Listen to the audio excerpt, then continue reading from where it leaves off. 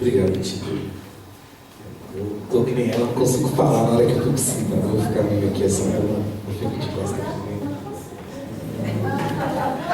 Não, aí tem instrumento, isso não vai acabar bem, eu vou acabar dançando aqui. Bom, pessoal, eu vou tentar, como sempre em reuniões que temos que ter objetividade e propostas, vou tentar ser o mais sucinto possível. Eu faço uma análise da apresentação que vocês fizeram, do trabalho que começa em 88, ou até um pouco antes disso, que se oficializa, né? Se torna oficial em 95, e que a partir daí vocês começam a encontrar os entraves burocráticos que a política trouxe para a luta da qual todos nós aqui fazemos parte. Vocês falaram então de ADIM, falaram da PEC, falaram de CPI, vocês usaram termos extremamente técnicos, termos que são usados com frequência na instância de poder da política. E eu queria fazer então essa minha fala no sentido de trabalhar em dois aspectos. Então, primeiro, na questão política, quanto à nossa participação, e segundo, uma instância de promoção com relação à CONAC. Tá bem? Então vamos falar da primeira. A primeira, para mim, e a fala de vocês demonstra isso, quando vocês disseram que em 88 eles sofreram por não ter representação política e que em 95 a Fundação Palmares, que tinha foi organizada, e em 2003 ela sofreu para que não tivesse também uma representação política, e uma disputa se instalou na política brasileira para discussão quanto ao que ela podia implantar e o que ela não podia implantar. É nesse ponto que eu quero chegar. Se nós, frutos do movimento negro passado e atuantes do movimento negro atual, se nós não admitirmos que nós erramos na estratégia, a gente não consegue continuar. Sem admitir e analisar o erro, a gente não consegue avançar. Veja que eu não estou dizendo que nós não tivemos algumas vantagens, algumas pequenas conquistas ao longo de ter se tornado oficial. Mas é muito pouco, perto de tudo que a gente passou, perto da nossa história, perto de tudo que a gente já sofreu.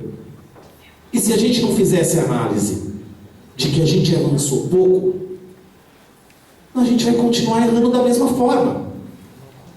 E é isso que me incomodou. Eu vim parar na política por isso. Porque eu era só um neguinho da Coab que vendia doce na estação de trem. E que esse é normal, esse está aceito, esse está tudo bem. O país é isso aí mesmo. Como é que você dá o pulo do gato? Como é que você consegue ultrapassar algumas fronteiras? Eu quero chegar no aspecto político para dizer que, infelizmente, nós trabalhamos em tantas frentes, menos em ter as nossas representações políticas. Nós nos dividimos, sim, nos partidos políticos, primeiro naqueles mais progressistas que nos aceitaram, né? Aqueles que entenderam a nossa luta e falaram: vamos lutar para essa galera aí. Nós fomos para dentro desses partidos. Quando chegou lá dentro, aconteceu o que acontecia nas tribos na África. A gente começou a brigar um com o outro para ver quem é que tem espaço. Nessa divisão de espaço dentro dos partidos, a gente encontrou alguns aliados. Alguns negros, alguns brancos, mas cada um para trabalhar a sua força política e não trabalhar essa bandeira. Porque essa bandeira que tem que ser, acima de tudo, o nosso partido. Eu sou do PCdoB, Tito é do PT, deve ter mais gente de outros partidos. Só que o meu partido, a partir de hoje, que eu estou conhecendo a história, meu partido é esse aqui, ó. Porque essa é a minha luta. Onde eu cresci, na Coab, ali não era chamado de quilombo. A gente que é do nosso centro urbano ali, a gente que nasceu, a gente não, mas é o quilombo, sim. É ali que eles deixaram com que a gente ficasse enquanto a gente não atrapalhasse eles. À medida que o desenvolvimento foi chegando, você vai saindo. E isso aconteceu com a minha família e com a maioria das famílias que estão hoje nas periferias. Ninguém nasceu ali ou cresceu ali, estava todo mundo em alguma área que, à medida que foi ficando nobre na capital, eles foram nos tirando. Quer dizer, é a mesma luta, é a mesma dificuldade que todos os quilombos passam. Nós somos um povo só. E diria então que a nossa estratégia está equivocada. Eu fico feliz de aqui perceber que a gente tem pessoas já com experiências parlamentares, né? Temos vice-prefeito, temos vereadores, temos aqui deputados, secretários, nós temos aqui a nossa sempre eterna ministra, né? Hoje doutora, né? Doutora. Isso é importante pensar. Mas o que fazer? Qual é o processo que nós devemos adotar para ter a nossa representação política? Aonde é que a gente falha? Porque o recurso, o financeiro, a gente sabe que a gente não tem. A gente não tem, não é da gente. Nós não temos empresário negro milionário que nos ajude. E são poucos os brancos conscientes que lutam pelo que nós sonhamos. Aqui nós temos alguns. O que é permitido? O que nós falamos aqui que é o nosso talento? A gente falou o seguinte: precisa conhecer o que tem no quilombo. Tem a dança, tem a música, né? Por que nós não usamos isso a nosso favor? Eu sou uma experiência viva de que isso dá certo. O que eu fiz? A música foi o elemento transformador. Foi a música que me deu a oportunidade de aparecer, de sambar, de mostrar como eu penso. Nos espaços que se abriram, eu falava, e eu tenho certeza que muitos de vocês se sentiam representados quando estava na televisão fazendo alguma coisa. Que quando eu cometi algum erro, todo mundo, por que esse negrão fez isso? Ele não pode errar. Todo mundo sentiu a mesma coisa, porque nós somos uma família só. Não é? Todo mundo sentiu. Mas a alegria de vocês é por quê? Porque um chegou, olha, ele furou a fila, ele chegou. Então eu quero falar de qual foi a estratégia. Os caras falavam, bom, cantar esse negrão pode, não tem problema, então eu vou cantar. E cantava romântico, cantava alegre, sambava, dançava, mas o negritude, o grupo que eu participava, falava assim mesmo: nós temos que um dia, nós temos que ter um programa de televisão nosso. A gente precisa um dia, a gente precisa ter os negros protagonizando na novela das 8. A gente precisa, bom, então o que a gente vai fazer? Bom, quando eles deixarem, a gente vai falando. Foi isso que eu fiz. Se é a música que me deixa crescer, foi na música que eu fui ocupando meu espaço na música, depois caí para dentro da televisão, entendi como é que funcionava a coisa da televisão. Quando eu quis montar uma televisão e me organizar para montar a televisão, os caras vêm e falam: sai daí, negão, televisão não é para vocês não. Aí tiraram a minha televisão e falei: e agora? Eu vou ficar quieto aqui derrotado? Não vou não, eu vou para a política.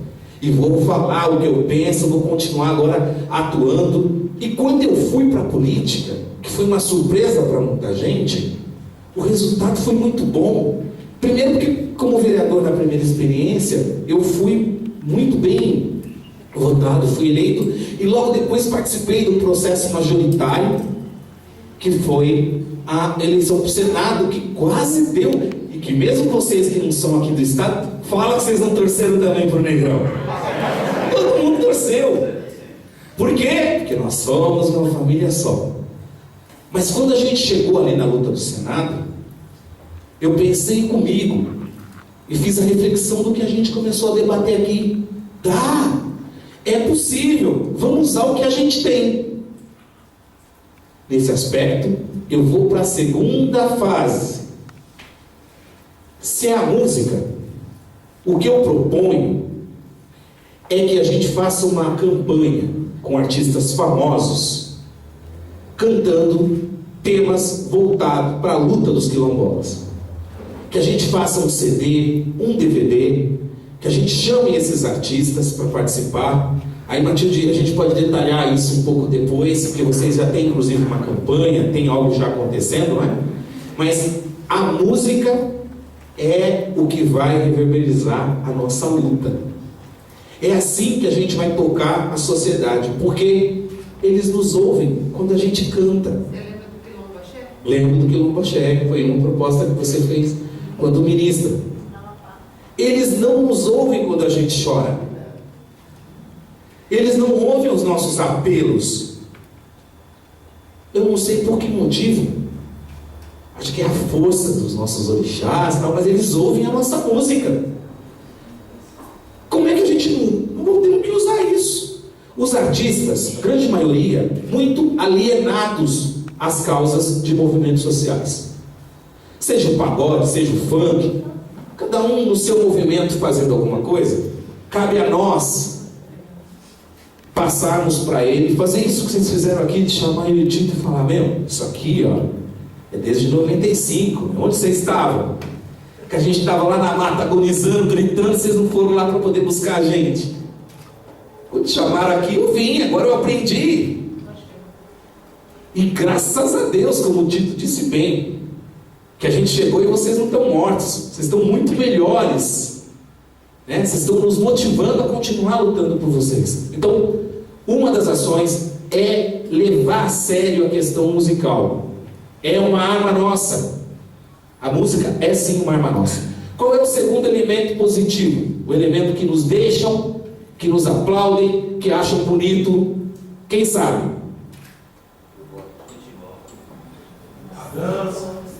Por aí. É o esporte. Tá certo? Vamos entender o esporte com a sua amplitude. Seja do vôlei, ao futebol, natação não, porque natação tem que estar em clube, então clube a gente já está fora. Já não deixa a gente entrar. Mas o esporte é um outro elemento transformador. Nós temos a Copa do Mundo, que vai, a partir agora do próximo mês, ser o centro de atenção do governo federal e dos governos estaduais para a promoção do esporte, o qual nós podemos ter um diálogo com o presidente da Federação Brasileira de Futebol e pedir para que os times, para os jogos daqui até a Copa do Mundo, que tenha nos estádios uma bandeira da nossa luta. Isso é possível. Isso é possível. É possível a gente conversar com os presidentes dos clubes e esses sensibilizarem as suas estrelas, os jogadores, para ter uma fala, ter um filme do cara falando um pouco sobre isso, né? A gente pode ter a camiseta, boné, coisas que eles gostam de usar com a nossa marca. A gente pode fazer a propaganda da nossa marca, trabalhar a nossa marca, para que as pessoas entendam e reconheçam a nossa luta. Tudo que eu estou falando aqui é estratégia. Nós vamos ter todas as dificuldades, né? Depois vamos falar de dinheiro. Mas não dinheiro para tudo isso. Mas nós temos que ter estratégia. Sem estratégia, a gente não vai chegar. Falei de música, falei de esporte. E é claro que o elemento cultural, a cultura é muito forte. A dança, dentro de tudo isso, é muito forte. Nós temos sim, pese todas as críticas, nós temos uma ministra que é sensível às nossas lutas. Podem falar tudo o que quiserem, mas a Marta Suplicy, na cultura, pode cumprir um papel essencial para a nossa luta. Esses projetos que eu estou dizendo aqui, se a gente souber organizar, e se a gente souber pedir do tamanho certo, porque tem que ser do tamanho certo. É grande, nós estamos falando aqui de Brasil. Então tem que ser um projeto estruturado para o Brasil. A gente vai ter o apoio do Ministério da Cultura. Então, a minha fala, comecei dizendo que se a gente não admitir que a gente andou pouco, nós não vamos avançar.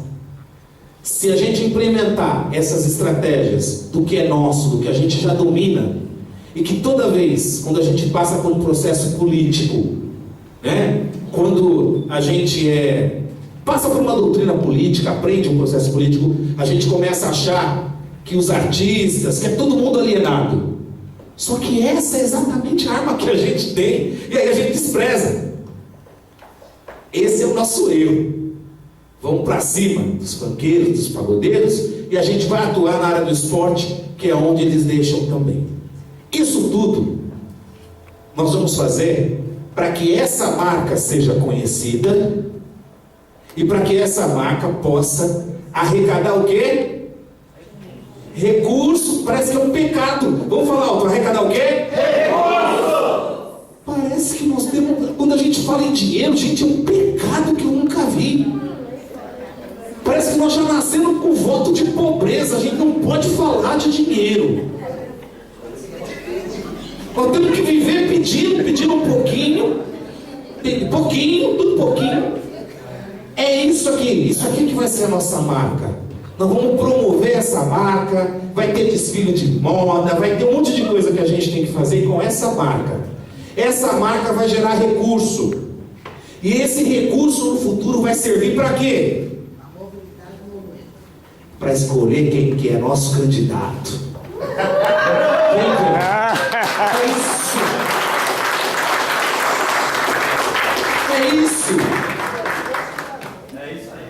É isso. Eu falei aqui de todos os processos para a gente chegar onde a gente sonha. É muito difícil. Imagino a campanha da Rosalina, né? Imagino a campanha que já foi 1000 vezes vereador, não está nem acreditando que ele é vice-prefeito. Imagina a dificuldade, né? Nós não temos no Brasil, na nossa instância de poder, uma organização financeira capaz de detectar quem é o nosso candidato étnico e falar assim, nós vamos injetar dinheiro nesse, e seja lá qual for o valor, mas esse é o candidato escolhido para a questão da luta étnica. A não ser a disputa partidária, como eu disse, de alguns partidos que são democráticos e que faz um pequeno recorte, que separa por raça, separa por gênero, mas nós podemos fazer mais. Desculpa a minha empolgação, mas é que eu acredito muito que a gente pode mudar. Obrigado.